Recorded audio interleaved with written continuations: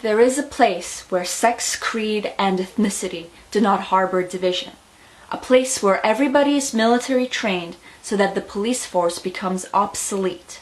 A place where civilian females, instead of asking for permission, instead of waiting for outside help, have taken up arms against their aggressors, against those who intend to rape, enslave, and murder them. This is a place that's giving birth to its own freedom, in spite of the oppressive forces that surround it. This is a place of sincere revolution, and it's been happening for years, and it's happening right now. This is Rojava. Rojava is an active, historically unique socio-political experiment. It is a stateless democracy consisting of bottom-up, self-governing structures.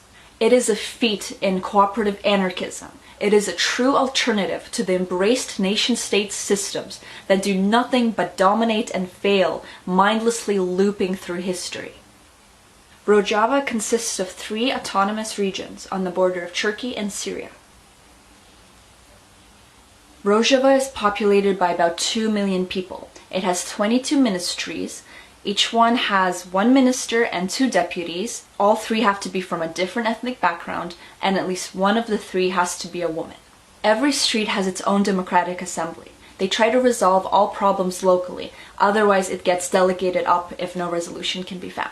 Municipalities are completely autonomous, and they make their own decisions and have control of their own resources. It is the localities that make demands from the administration, and the police and military answer to the localities. In Rojava, you can own any kind of weapon, and they do have a police force that you can join after 6 weeks of training, but ultimately their goal is to train every citizen so that the police force is eliminated. They also have the HPC, a network that anybody can claim to be a member of. They are the counterforce against the security apparatus. There is a huge emphasis on education. Permaculture, languages, history, and philosophy are given a lot of weight. Rojava has hundreds of cooperatives, consisting between 50 to 100 people each, and most of which are agriculture-based. The cooperatives form a network which helps work out demand.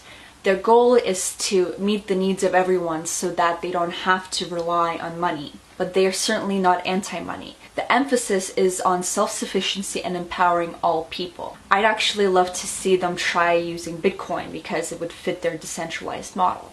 I know some of you are probably getting socialist red flags right now, but keep in mind, no one is forced to be part of a cooperative, and some of the cooperatives actually compete against each other.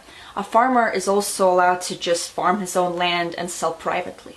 People still have private property and they can own their own business. You can buy and sell houses and you register their deeds through local courts. Like I said, you can own land, and if you want to build something on your land, you just have to go to the local assembly and run it by your neighbors. It's all about mutual respect. Oh, one small final thing. There's absolutely no tax. Rojava defends itself with DIY weaponry and anything they can get off the black market or scavenge from ISIS. It has diverse voluntary forces consisting of groups such as the YPG, the YPJ, and the PKK. Rojava forces are currently the only boots on the ground fighting against ISIS, and they are incredibly heroic. They recently conducted a successful rescue mission, saving over 20,000 Yazidi people who were trapped and defenseless against ISIS in the Sinjar Mountains. This all sounds amazing, and it is, but Rojava is crippled.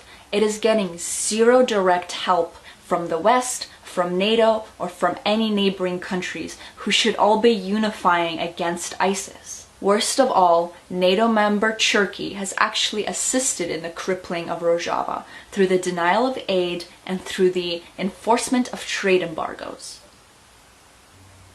Turkey has been oppressing the Kurdish people and their culture as far back as World War I.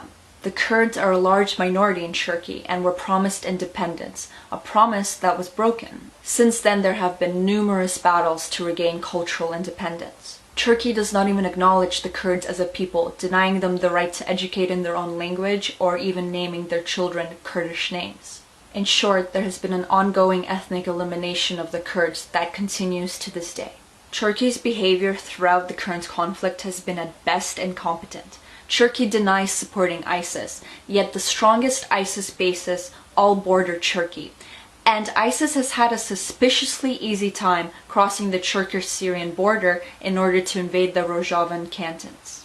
Turkey has made public statements such as Kobane will not fall, meanwhile rejecting refugees, not providing aid, and not allowing trade channels which would help Rojava get supplies. Turkey has gone as far as unleashing severe police action against peaceful protests that were supporting Rojava and enacting curfews against the demonstrators.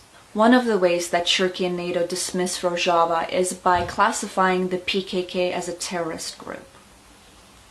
The PKK was formed as a reactionary force against the oppressive actions of Turkey in the early 80s. Both the Turkish military and the PKK wreaked havoc on the region, killing over 35,000 people, many of which were Kurdish villagers accused of being aligned with the PKK. The PKK leader Abdullah Öcalan now sits in jail. He has completely abandoned his Marxist dogma, now preaching peaceful solutions and hoping for an investigation into the war crimes committed by both Turkey and the PKK. He currently teaches democratic confederalism, which is a spin on Bookchin's communalism, and is still a thought leader for many of the PKK.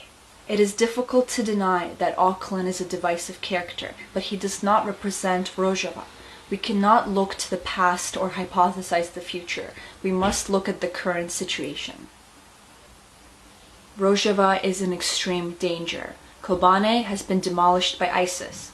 NATO member Turkey sees an autonomous Kurdistan as a personal threat. The Geneva II peace conference was supposed to bring a resolution to the Syrian conflict, but it left out the Kurds entirely. Rojava is the only place with boots on the ground against the forces of ISIS, and no one has shown support for these brave individuals.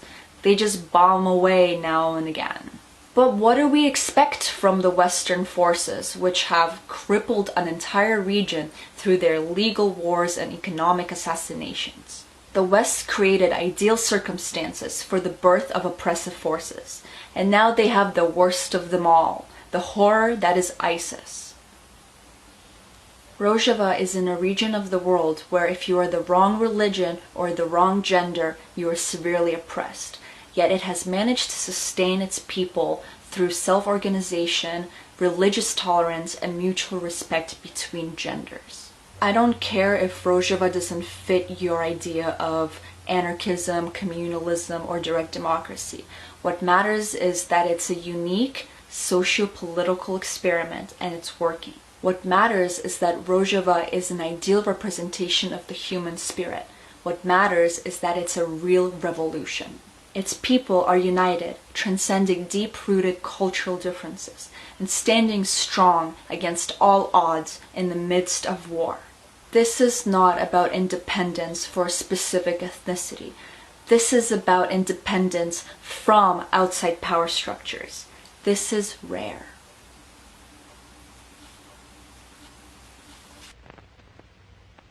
Welcome to this comprehensive guide. In the next few minutes, I will outline how the American government uses the soft kill technique to commit the indirect murder of citizens without liability.